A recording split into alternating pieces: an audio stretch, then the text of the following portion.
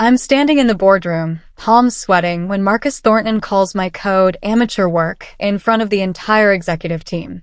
The words hit me like a slap. I'm Emily Watson, 32 years old, and I've spent nearly a decade writing software that keeps million-dollar systems running smoothly. Yet here I am, watching my boss strip my fail-safe module from the platform while the executives chuckle nervously. My cheeks burn hot. I force a tight smile and mutter, "Yes, of course," even though my stomach is twisting into knots. As I gather my laptop, Marcus adds with a dismissive wave, "We need cleaner, simpler code. Not this over-engineered paranoia." The room erupts in polite agreement. I walk out, jaw clenched, knowing they just made the biggest mistake of their careers. But I say nothing. Not yet. Thank you for listening to my story. I'd love to know where you're watching from. Drop a comment below. If this story resonated with you, please subscribe, like, and hit the bell so you never miss the next one. Every share helps these stories reach someone who needs to hear them. Let's keep the conversation going. 3 days before that humiliating meeting, I sat across from Marcus in his glass-walled office, showing him the risk assessment I'd compiled over 2 months. My failsafe module wasn't just extra code, it was insurance against catastrophic data loss. I walked him through each scenario: server overload, network failure, unexpected client surges. He barely looked up from his phone. "Emily, you're overthinking this," he said, sighing heavily. "The platform's stable. We don't need redundancies slowing us down." I tried again, explaining how the system could collapse during peak hours without my safeguards. He leaned back in his chair, arms crossed, and gave me that condescending smile I'd grown to hate. "Trust me, I've been doing this longer than you've been alive." I left his office feeling invisible, but I didn't stop documenting everything. Back at my desk, I opened a private folder and started logging every warning I'd given Marcus, every email he'd ignored, every meeting where my concerns were dismissed. I timestamped everything, saved screenshots, backed up correspondence. My colleague, Brianna, noticed me typing furiously and rolled her chair over. "You okay?" she asked quietly.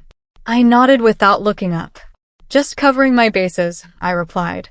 She didn't press further, but I caught her worried glance. I wasn't being paranoid, I was being smart. If this platform crashed, I needed proof that I'd tried to prevent it. My hands trembled slightly as I clicked save, knowing that documentation might be the only thing standing between me and blame when everything fell apart. Because it would fall apart. I was certain of it now. The boardroom humiliation replayed in my mind all night. I lay awake staring at the ceiling, remembering every smirk, every chuckle, every executive who nodded along as Marcus dismissed years of my work. My anger wasn't hot and explosive. It was cold, focused, calculating. I couldn't storm out dramatically. I had rent to pay, bills to cover, a career to protect. But I could plan. The next morning, I created a detailed personal backup of all my code, documentation, and system architecture notes. Everything was mine legally, written on my personal laptop during late nights and weekends when I couldn't sleep, worrying about the platform's stability. I encrypted the files and stored them in 3 separate cloud accounts. If they wanted to erase my contribution, fine. But the evidence would remain, untouchable and permanent. A week after Marcus stripped my module, a minor bug surfaced in the user authentication system.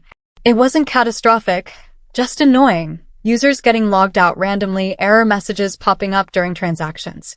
The support team panicked, flooding the engineering Slack channel with complaints.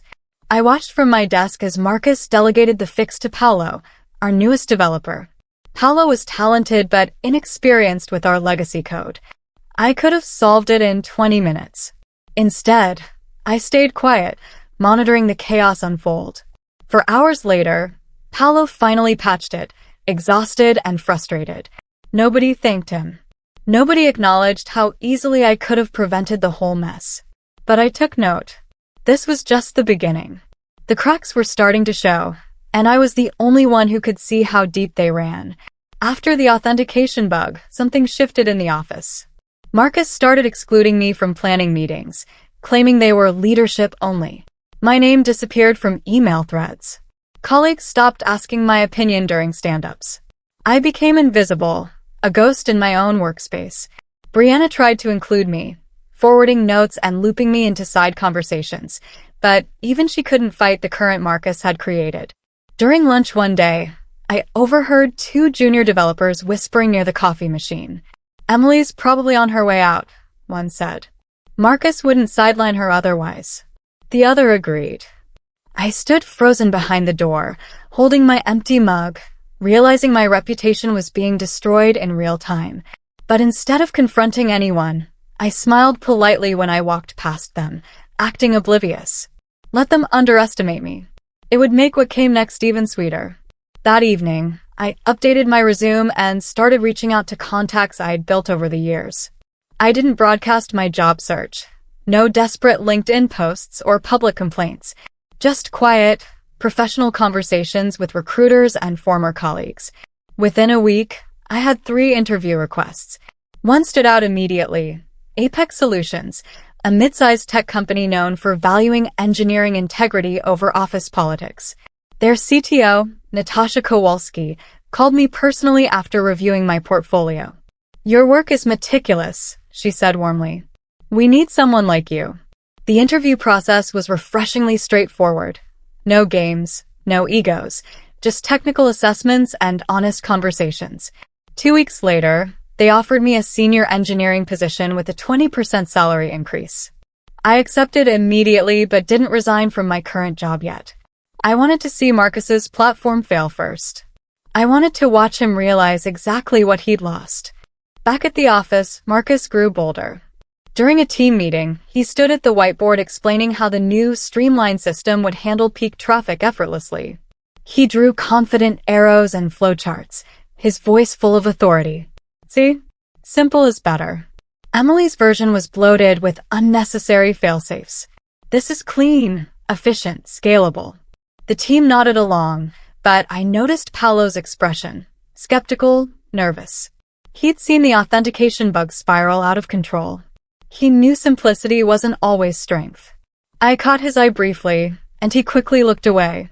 After the meeting, I pulled him aside. "You did great fixing that bug," I said casually. "But if anything bigger breaks, you know where to find me." He nodded, uncertain. I smiled and walked back to my desk, knowing that Olive Branch would matter soon. I drafted my resignation letter on a Tuesday morning, 2 months after the boardroom humiliation. It was professional, polite, devoid of emotion. I thanked Marcus for the opportunity, expressed gratitude for my time at the company, and gave exactly 2 weeks' notice. No more, no less. When I handed it to him, he barely glanced at it. "Pursuing other opportunities?" he asked, not hiding his indifference. "Yes," I replied simply. He shrugged. "Well, good luck. We'll manage just fine." I smiled thinly and returned to my desk. Over the next 2 weeks, I documented every process I'd managed, organized my code repositories, and left detailed notes for whoever would inherit my work. I didn't sabotage anything. I didn't need to. The sabotage was already built in. They'd removed the only safeguard preventing total system collapse, and I'd warned them repeatedly. My conscience was clear. My last day arrived with no fanfare. A few colleagues stopped by my desk to say goodbye. Brianna hugged me tightly, whispering, "You deserve better than this place." I thanked her, packed my personal items into a small box, and walked out at exactly 5 o'clock. No dramatic speeches, no burning bridges. Just a quiet exit. That weekend, I started at Apex Solutions. Natasha introduced me to a team that actually listened when I spoke, asked thoughtful questions, and valued my expertise. It felt surreal after months of being dismissed and sidelined. My first project involved building a robust data management system with, ironically, the exact kind of failsafes Marcus had called paranoid. Natasha reviewed my proposal and smiled. "This is exactly what we need." Great instincts, Emily. For the first time in months, I exhaled fully, realizing I'd escaped just in time. 6 days after I left, the platform crashed. Not a minor glitch. A full-scale, catastrophic failure during their biggest product launch of the year. The system buckled under client traffic, data requests piled up, and the servers couldn't recover. I learned about it from Brianna's frantic text. "Everything's down. Marcus is losing his mind. Clients are furious." I stared at my phone, feeling a strange mix of vindication and sadness. I'd warned them. I'd documented the risks. I'd built safeguards they'd arrogantly discarded. Now thousands of users were locked out, transactions were failing, and the company's reputation was crumbling in real time.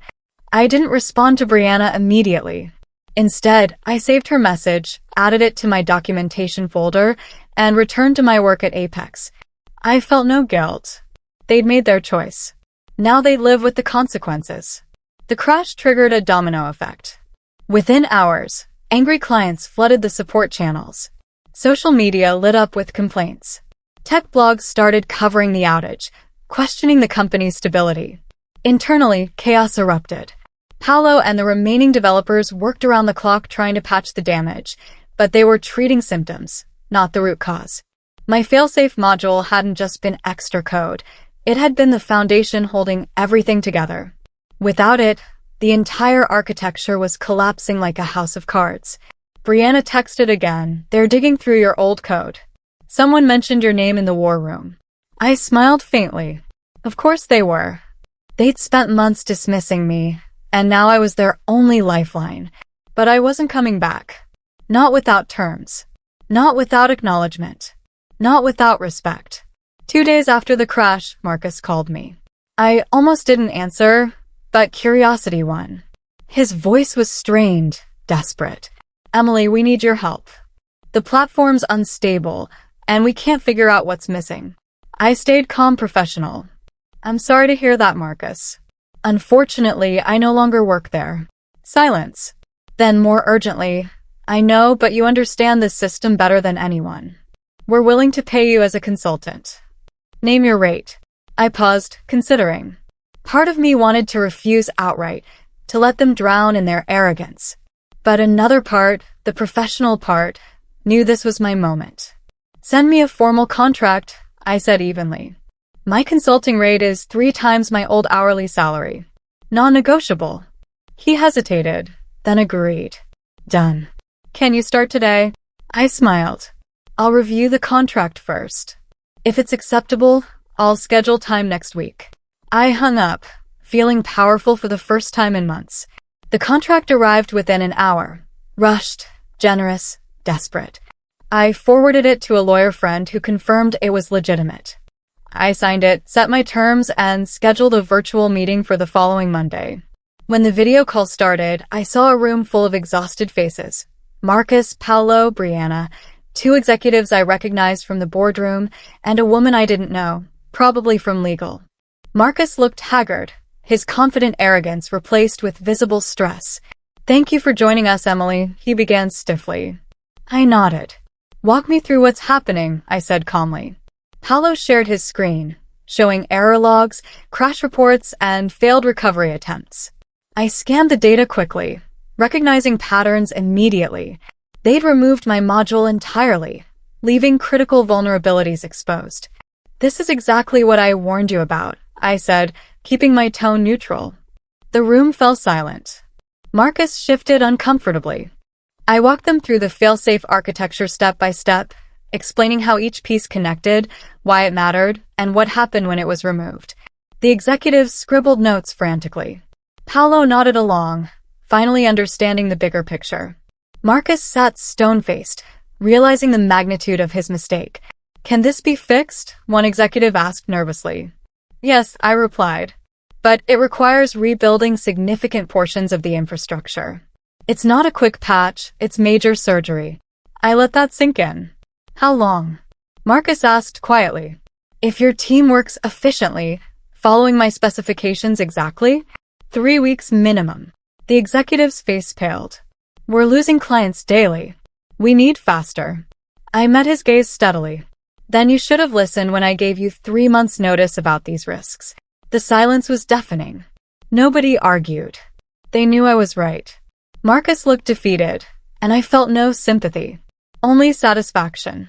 After the meeting, I sent detailed instructions and architectural diagrams, along with an invoice for my consultation time. I didn't gloat. I didn't lecture. I simply delivered what they'd paid for: truth, expertise, and a roadmap forward. That evening, Brianna called me. "You were brilliant today," she said. Marcus looked like he wanted to disappear. I laughed softly. I just told the truth. That's all. She hesitated. For what it's worth, everyone knows now. They realize how badly they screwed up. I appreciated her honesty, but it didn't change anything. The damage to my reputation had been done publicly. The acknowledgement was happening in whispers. Still, it felt good knowing my former colleagues finally understood my value. I thanked Brianna and hung up, returning to my peaceful evening at my new job, where respect wasn't something I had to fight for. It was simply given. The fallout intensified. News of the crash spread beyond tech blogs, reaching mainstream business media. Headlines appeared, major platform failure costs millions, and company scrambles after launch disaster. Investors started asking uncomfortable questions. The board demanded answers. Marcus found himself in the hot seat, forced to explain how a system deemed stable and streamlined had collapsed so spectacularly. Internal emails leaked, showing my repeated warnings had been ignored. Someone, probably Paolo or Brianna, had quietly shared the evidence I'd meticulously documented. Suddenly, the narrative shifted.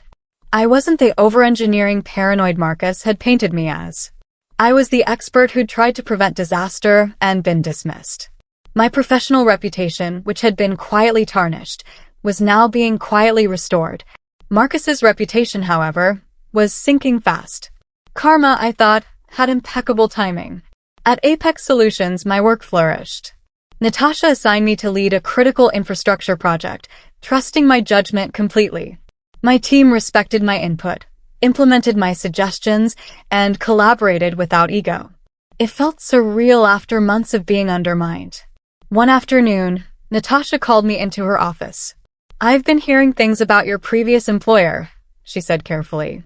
I tensed slightly, unsure where this was going. She smiled. "Good things. About how you predicted their platform failure and tried to prevent it. That's the kind of foresight we value here." Relief washed over me. "Thank you," I said. She nodded. "You made the right choice leaving. Talent like yours deserves better." As I walked back to my desk, I realized something profound. I didn't need Marcus or his executives to validate me anymore. I'd found validation in my work, my team, and my own integrity. 3 weeks after my consultation, the company launched an internal review. An independent auditor was brought in to assess what went wrong. They interviewed developers, reviewed email chains, and examined decision-making processes. My documentation, every ignored warning, every dismissed risk assessment, became key evidence. The auditor's report was damning. Leadership had prioritized speed over stability, dismissed expert advice, and created a culture where concerns were silenced. Marcus's name appeared repeatedly as the decision-maker who'd overridden engineering recommendations. When the findings were presented to the board, Marcus tried to defend himself, arguing he'd made reasonable judgment calls. But the numbers didn't lie. Millions lost, clients abandoning contracts, reputation damaged, potentially beyond repair. The board didn't fire him immediately, but his authority was stripped. Major decisions now required executive approval. His empire was crumbling, one policy change at a time. Paolo called me one evening, voice hesitant. "Emily, I need advice." I listened as he explained how he'd been promoted to lead the platform rebuild, a position he felt unprepared for. "I keep thinking about how you handled things," he admitted. "Your thoroughness, your foresight. I'm trying to follow that example." I was genuinely touched. "You'll do great, Paolo. Just trust your instincts and don't let anyone bully you into shortcuts." We talked for over an hour about best practices, risk management, and team leadership. Before we hung up, he said quietly, "I'm sorry we didn't defend you when Marcus went after you. We should have spoken up." I paused, surprised by his honesty. "Thank you for saying that," I replied. "It means more than you know." After the call, I realized my influence hadn't disappeared when I left. It had multiplied. I'd mentored people who were now carrying forward the standards I'd fought to maintain. 6 months after the crash, Marcus resigned. The official announcement called it pursuing new opportunities, but everyone knew the truth. He'd been forced out. The board had lost confidence. Clients had demanded leadership changes, and his reputation within the industry was shattered. I read the news with mixed emotions. Part of me felt vindicated. He'd humiliated me, dismissed my expertise, and nearly destroyed a company through arrogance. He deserved consequences. But another part felt oddly hollow. Revenge, I realized, wasn't as satisfying as I'd imagined. What mattered more was that I'd survived, thrived, and proved my worth elsewhere. Marcus's downfall didn't define my success. My work at Apex did. Still, I'd be lying if I said I didn't feel a quiet, private satisfaction knowing that arrogance always, eventually, meets accountability. The company sent a company-wide email acknowledging the platform failure and outlining steps to rebuild trust. Buried in the corporate language was a vague reference to not adequately heeding internal warnings from experienced engineers. It wasn't a direct apology to me, but everyone who read it knew exactly what it meant. Brianna forwarded it with a single word: finally. I smiled, saved the email, and added it to my ever-growing folder of documentation. It wasn't closure exactly, but it was acknowledgement. My former colleagues reached out sporadically, some apologizing, others asking for advice on their own career moves. I responded graciously to everyone, holding no grudges. Bitterness, I'd learned, only poisoned the person carrying it. I'd moved on. They were still rebuilding. That contrast was victory enough. Occasionally, I checked the company's public updates. The platform slowly stabilized under Paolo's cautious leadership. They implemented every safeguard I'd originally recommended, crediting the improvements to enhanced engineering protocols. I laughed at the euphemism. What they meant was, we finally did what Emily told us to do months ago. Clients gradually returned, reassured by the structural changes. The company survived, though diminished and humbled. Marcus's replacement, a veteran CTO named Franklin Sue, publicly committed to fostering a culture where engineers felt heard. We learned painful lessons, he said in an interview. Moving forward, we're prioritizing expertise over ego. I hoped he meant it. Not for my sake, I was long gone, but for the talented people still working there who deserved better leadership. Change, even born from disaster, was still change. Maybe something good would come from the wreckage after all. At Apex, I thrived. My infrastructure project launched flawlessly, earning praise from clients and executives alike. Natasha promoted me to principal engineer, giving me autonomy over technical decisions and a seat at strategic planning meetings. I finally had the respect I'd spent years earning. One day, a recruiter from my old company reached out on LinkedIn, asking if I'd consider returning in a senior leadership role. I read the message twice, then politely declined. I found an environment where my expertise is valued from the start, not in hindsight, I wrote. I wish you well in your search. I didn't need to go back. That chapter was closed. My story wasn't about redemption at the place that wronged me. It was about building something better elsewhere. And I had. Every line of code I wrote, every system I designed, every mentorship conversation I had was proof that leaving had been the right choice. Sometimes late at night, I thought back to that boardroom where Marcus had called my work amateur in front of everyone. I remembered the heat in my cheeks, the knot in my stomach, the humiliation burning through me. But now, with distance and perspective, I felt something different. Gratitude. Not for the pain, but for the clarity it gave me. It showed me I'd been working in a toxic environment that would never appreciate me. It forced me to advocate for myself, to document my worth, to walk away when staying meant accepting disrespect. That humiliation became the catalyst for the best career decision I'd ever made. I wouldn't relive it, but I also wouldn't erase it. Pain, when survived, becomes wisdom. And I'd become wiser, stronger, and more certain of my value than ever before.